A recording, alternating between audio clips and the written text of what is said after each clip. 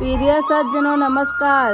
मैं लेकर आई हूँ एक प्यारी सी रोचक कहानी का नाम है यमराज को यमलोक छोड़कर जाना पड़ा।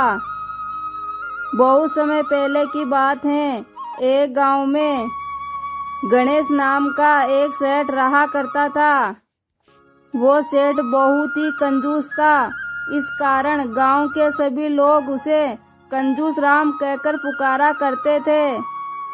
उसने अपने जीवन में कंजूसी के कारण कोई दान पुण्य नहीं किया था। जब उसका बुढ़ापा आने लगा तो उसने सोचा कि मैं कोई पुण्य का काम नहीं करूँगा तो मुझे मरने के बाद नरक मिलेगा।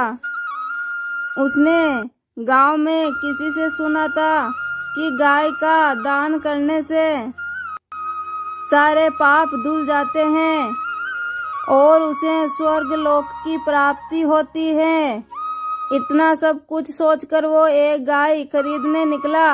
वो पास ही में गुजर के यहाँ गया और वहाँ जाते ही उसे गाय मिल गई। उस गाय का मूल्य ₹1.25 रुपये था। स्वभाव के अनुसार गणेश सेठ कंजूसाई करने लगा। वह उसका 1 रुपया ही देना चाहता था, लेकिन गुजर उसे ₹1.25 रुपये ही लेना चाह रहा था।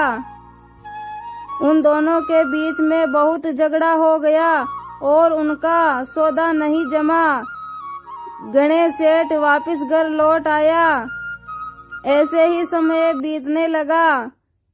थोड़े दिनों बाद सेठ बीमार पड़ गया और वो जल्दी ही चारपाई पकड़ लिया और वो धीरे धीरे बहुत कमजोर होता गया। उसे उसकी मृत्यु दिखाई देने लगी।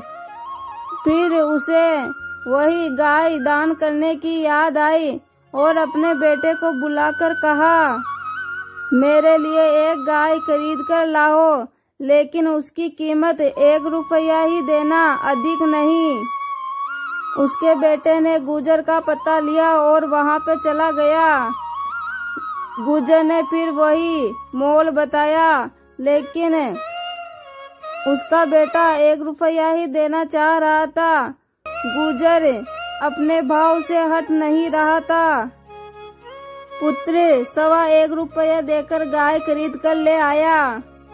गणेश सेठ को जब ये बात पता चली कि उसके बेटे ने ₹1.25 रुपये में गाय खरीद लाया तो उसको सदमा लगा और सदमे में उसकी मौत हो गई।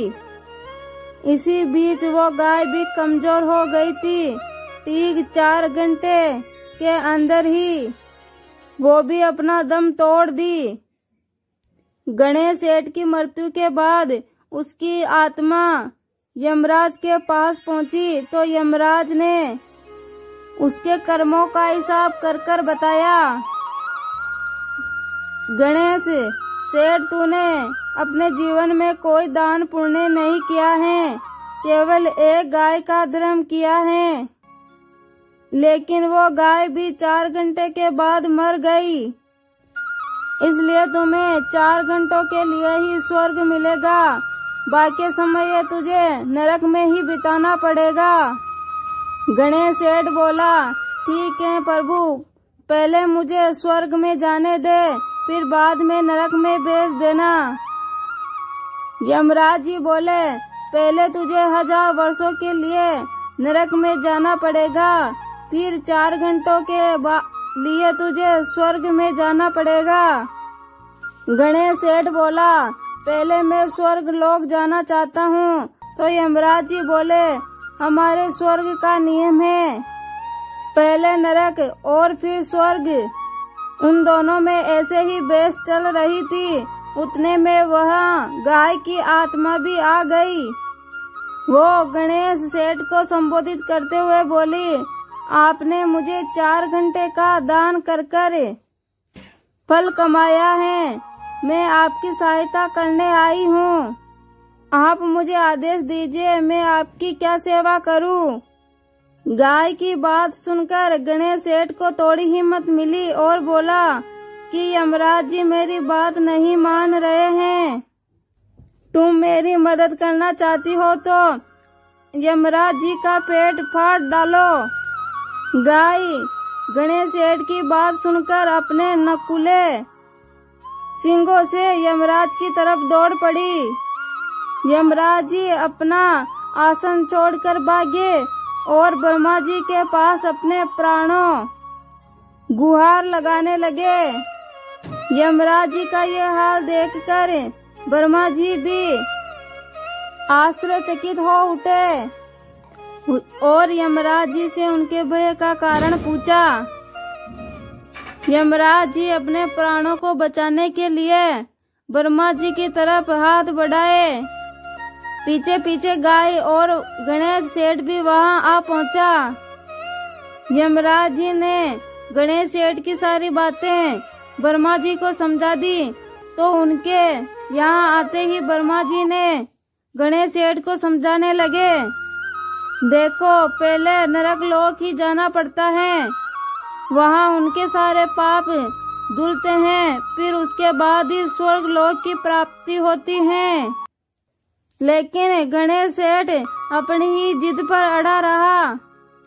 ब्रह्मा जी भगवान गुस्से में होकर बोले, तूने तो केवल यहाँ 4 घंटे का ही पुण्य कमाया है, यहाँ ऐसी भी आत्माएं आती हैं, अपने पूरे जीवन बहुत पुण्य कमाया है, लेकिन फिर भी वो नरक को ही प्राप्त होते हैं, फिर उसके बाद उनको स्वर्ग प्राप्त होता है, और यही यहाँ का नियम है जो बदला नहीं जा सकता।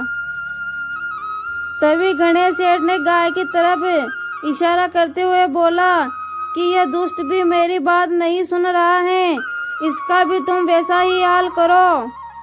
अब चारों तरफ हाहाकार मच गया। ब्रह्मा जी भी दौड़े दौड़े विष्णु जी की तरफ गए। ब्रह्मा जी विष्णु जी के पास पहुंचकर उनको भी सारी बातें बताई। फिर विष्णु भगवान भी गणेश सेठ को समझाने लगे, लेकिन गणेश सेठ सबके साथ वैसा ही व्यवहार किया। अब ब्रह्मा जी, विष्णु जी और यमराज जी तीनों दौड़ने लगे और उनके पीछे गणेश सेठ और वो गाय। अब ब्रह्मा, विष्णु और यमराज जी अपनी जान बचाने के लिए कैलाश पर्वत भगवान शंकर के पास पहुँचे। भगवान शंकर उनकी अवस्था देखकर बहुत ही आश्चर्यचकित में हुए। शंकर भगवान ने भी गणेश सेठ को नियम की पालना करने को कहा। ऐसे ही घूमते घूमते गणेश सेठ को 4 घंटे गुजर गए और उसके पुण्य की अवधि भी समाप्त हो गई और वो गाय वहां से लौट गई।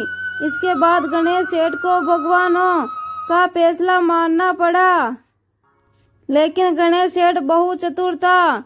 उन्होंने तीनों देवताओं के सामने हाथ जोड़कर माफी मांगने लगा और बोला, आप लोग तो महान हैं, मैंने अपने थोड़े से पुण्य के कारण आप सभी के दर्शन कर लिए, जो बड़े बड़े ऋषि मुनियों को भी उपलब्ध नहीं है। आपके दर्शन से पापे लोग भी पुण्य प्राप्त करते हैं, उसके सारे कष्ट दूर जाते हैं और पाप भी समाप्त हो जाते हैं।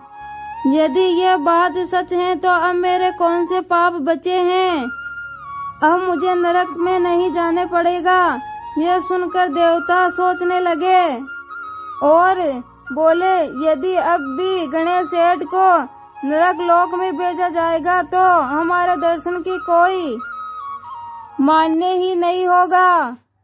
यही सोचकर सभी भगवान ने गणेश सेठ को स्वर्ग लोक भेज दिया। तो प्रिय सज्जनों, है ना मजेदार कहानी।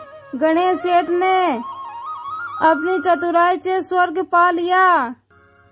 आपको ये कहानी पसंद आई हो तो कहानी को लाइक, शेयर, कमेंट और अपने YouTube चैनल को सब्सक्राइब जरूर करें। धन्यवाद।